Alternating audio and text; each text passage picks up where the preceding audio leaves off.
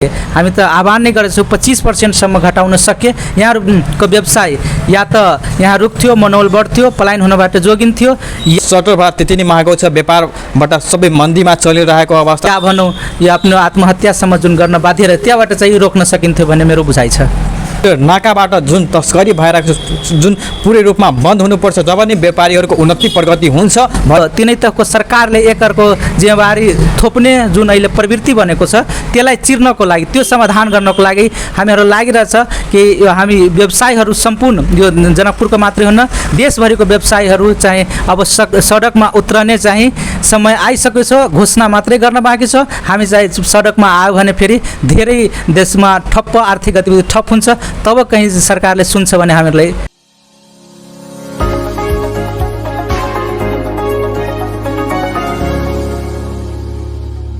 दर्शकबिन नमस्कार, सिटी विशेष कार्यक्रममा यहाँलाई स्वागत छ। म राजेश अभिराज। आज म धनुषाको जनकपुर धाममा पुगिसकेको छु। यताको व्यापारको अवस्था दयनीय नै भइरहेको छ। धेरै व्यापारीहरू पलायन भइरहेको अवस्था छ। किन होला? किनकि अहिले महँगाई छ, व्यापारहरू पुरै ठप परिरहेको अवस्थामा छ।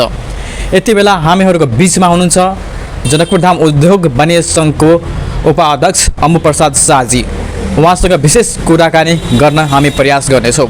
आखिरमा व्यापारी किन पलायन भइरहेको अवस्थामा छ, कमी कमजोरी कहाँ छ, त्रुटि कहाँ छ, सटर भाडा कसरी कम हुन्छ भनेर सबै चिजको जिज्ञासा हामी उपाध्यक्षज्यूसँग लिने प्रयास गर्नेछौँ। सबैभन्दा पहिला तपाईँले स्वागत छ। धेरै धेरै धन्यवाद। खास गरी यो कमसेकम कुरा राख्नलाई चाहिँ मलाई समय दिनुभयो र अहिलेको अवस्था व्यापारीको हिसाबले हेर्दा सबभन्दा भनौँ न वेदनाको रूपमा आइसकेको छ। किनभने व्यापारीहरू पलायन भइरहेछन्, व्यापारहरू बन्द भइरहेछन्, व्यवसायहरू डिप्रेसनमा मात्र नगएर अहिले आत्महत्या गर्नसम्म बाध्य भइरहेको त्यस्तो अवस्था छ। यो रोक्नको लागि के गर्नुपर्छ? अहिले खास गरेर धेरै ठाउँमा मैले हेरेको छु, मेन चोकमा पुरै सटर गिरेको अवस्थामा छ, सटर टु लेट लेखाएको छ, यो सटर खालीको छ। जुन कुनै समयमा सटर भेट्न नि गाह्रो भइरहेको थियो, तर अहिले सटर नै खाली रहेको छ। अवस्था किन यस्तो भएको होला? सबभन्दा महत्त्वपूर्ण त कुरा के छ भने सरकारको नीति नै त्यस्तो आएछ। जुन भनौँ न कारणहरू धेरै छन्, जस्तो ब्याङ्कको ब्याज भयो, ब्याङ्कको ब्याज 1 डिजिटमा हुनुपर्छ, त्यो छैन। अर्को कुरा चाहिँ सरकारको नीति हुनुपर्थ्यो जुन व्यवसायलाई अर्थतन्त्र त्यस्तो हुन त यो विश्वव्यापी हो, तर अहिले हेर्नु हाम्रो छिमेकी भारतमा चाहिँ विश्वव्यापी आर्थिक मन्दी भए पनि भारत चाहिँ एकदम जिडिपी त्यसको हाई बढिरहेछ, तर हाम्रो सरकारले त्यतातिर ध्यान दिन सकेको छैन। एउटा त छ कि अस्थिर सरकार छ, सरकार आफै ढल्ने, सब दिन के हुन्छ कि आज ढल्छ भोलि ढल्छ भन्ने भइरहेछ। त्यसले आगामी दिनमा दीर्घकालीन रूपले जुन नीति नियम लिनुपर्ने हो व्यवसाय त्यो छैन। अर्को व्यवसायहरूलाई जहिले पनि सरकारले एउटा ट्याक्स पेयरको रूपमा मात्रै हेरेछ, त्यसलाई बेइमानको रूपमा मात्रै, त्यसलाई चोरको रूपमा मात्रै हेर्दै आएको अवस्था अहिले आएको छ। हामी व्यवसायहरू योभन्दा पहिले धेरै दिन पहिलेदेखि नै भनिरहेका छौँ कि अर्थतन्त्रको लागि, आर्थिक गतिविधिको लागि सबभन्दा बढी चाहिँ व्यवसायहरूमाथि फोकस गर्नुपर्छ, ध्यान दिनुपर्छ। तर त्यो पनि ध्यान नदिएर अहिले के भइरहेछ भने व्यवसायले दबाउन खोजिरहेछ।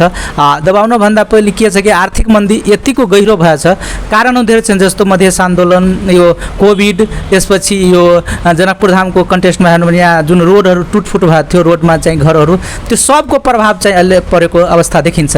त्यसमा पनि हामी जनकपुर धामवासीलाई, यहाँको जुन स्थानीय या नागरिक समाज भनौँ, बारम्बार चाहिँ हामीहरूलाई उहाँ आग्रह गरिरहेछौँ कि हुन त यो आर्थिक मन्दी सब ठाउँमा छ, तर यो जनकपुर धामको लागि के गर्न सकिन्छ त? कमसेकम यहाँको सटर भाडा छन्, कमसेकम गर्न सके। हामी त आह्वान नै गरेछौँ 25% सम्म घटाउन सके यहाँहरूको व्यवसाय या त यहाँ रुक्थ्यो, मनोबल बढ्थ्यो, पलायन हुनबाट जोगिन्थ्यो, या भनौँ या आफ्नो आत्महत्यासम्म जुन गर्न बाध्य रह्यो त्यहाँबाट चाहिँ रोक्न सकिन्थ्यो भन्ने मेरो बुझाइ छ।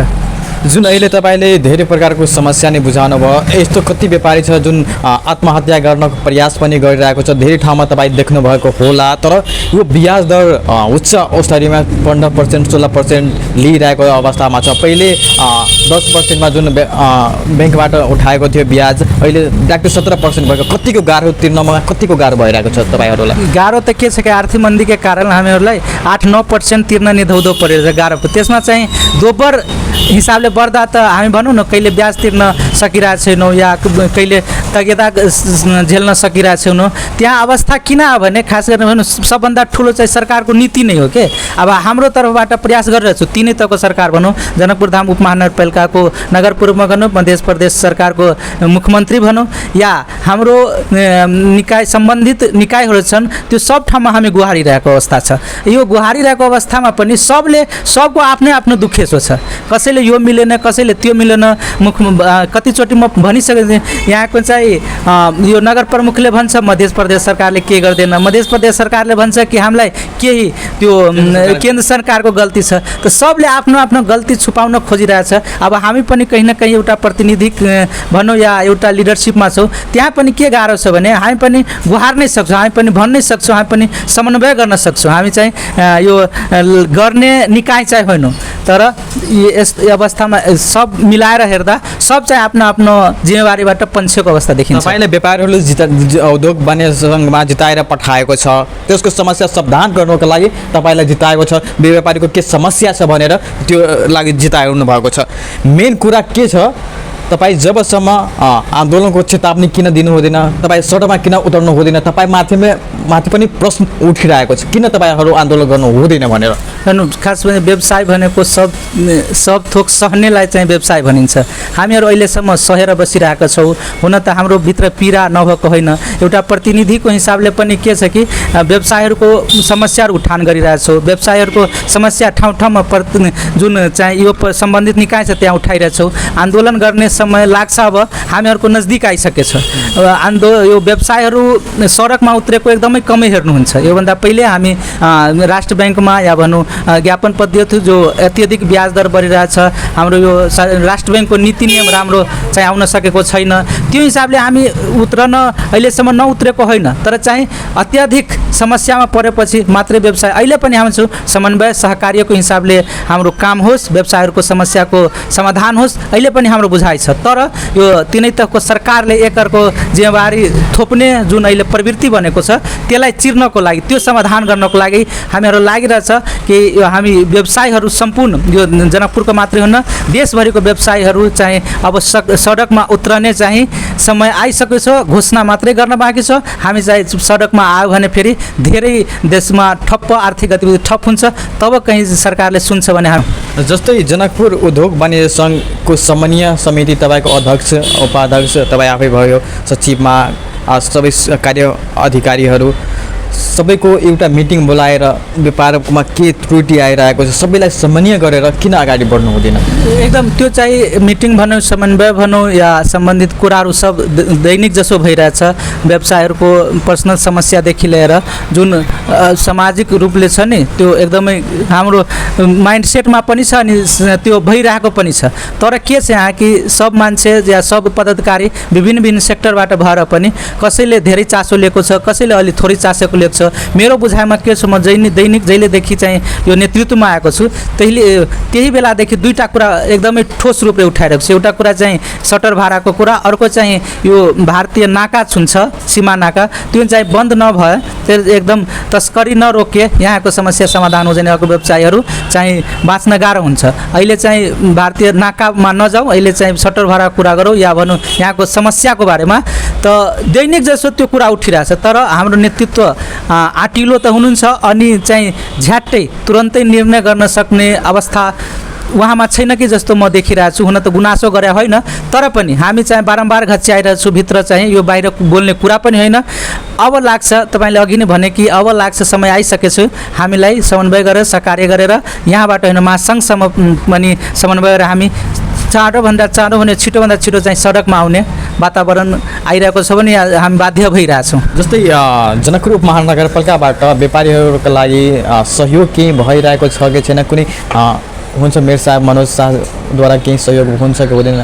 केही सहयोग छैन, केही आश्वासन छैन, मात्रै गर्छु भनेर मात्रै हो। आश्वासन पनि कति सुन्ने, आश्वासन धेरै आइसक्यो, तर केही विषय होस् या सटर भाडाको कुरा होस् या व्यवसायको, हामी बारम्बार भन्छौँ कि अहिले कमसेकम स्थानीयले ट्याक्स लिने कुरामा पनि कमसेकम सहज गरिएको भयो, सानो व्यापारलाई छुट गरेको भने त्यो त कमसेकम यो नगरपालिकाको मार्फतको कुरा हो, त्यो पनि अहिलेसम्म गर्न सकेको छैन। आश्वासन धेरै आइरहेको छ, पाइरहेको पनि छौँ, तर अहिलेसम्म जुन ठोस रूपमा हुनुपर्ने हो यहाँको व्यवसायहरूको लागि, यहाँको व्यवसाय भनौँ चलाउन मात्र होइन, खालि बाँच्नको लागि, यहाँ भनौँ अहिलेसम्म हामी सर्भाइभ गर्नको लागि पनि केही त्यस्तो ठोस नीति या केही उपलब्धि या भनौँ केही सहयोग त्यो हुन सकेको छैन अहिलेसम्म। सबै राजनीतिक चलखेल भइरहेको त छ कि छैन? त्यसमा त बिल्कुल छ नि, राजनीतिक चलखेल त के भनौँ, राजनीतिक चलखेल त छँदैछ। जो नेपाल जस्तो देशमा पनि जुनको सानोभन्दा सानो कुरामा चाहिँ राजनीतिक आइहाल्छ, तर हाम्रो व्यवसायहरूको सेक्टरमा भनौँ त्योभन्दा राजनीतिबाट बाहिर राख्नुपर्ने कुरा हो, किनभने व्यवसायहरू यदि बाँचेन भने देशको आर्थिक गतिविधि ठप्प हुन्छ, ध्वस्त हुन्छ। सब यहाँ देशभरिको जनतालाई बाँच्न चाहिँ भनौँ या केही सामान पाउन एकदमै गाह्रो हुन्छ। त्यो हिसाबले राजनीतिबाट बाहिर राखेर जुन कुरा गर्नुपर्ने हो त्यो अहिलेसम्म व्यवसायहरूले केही त्यस्तो पाएको छैन। 2-4 दिन अगाडिको कुरा गरौँ, विभिन्न पसलहरूबाट अख्तियारको कर्मचारी हो भन्दै ठगी गरिरहेको मान्छेहरू समातेको छ। यस्तो गाह्रो समस्या कतिको आइरहेको हुन्छ? अनि धेरै छ। के हुन्छ, विगतमा पनि हेरेको कुरा के छ भने आर्थिक मन्दीको जब कुरा आउँछ तबदेखि नै चोरी डकैती यस्तो लुटमार ठगी धन्दा धेरै हुने गरेको छ, विगतको पनि एउटा अनुभव छ। त्यसमा अहिले त्यो बढ्नु एकदमै भनौँ न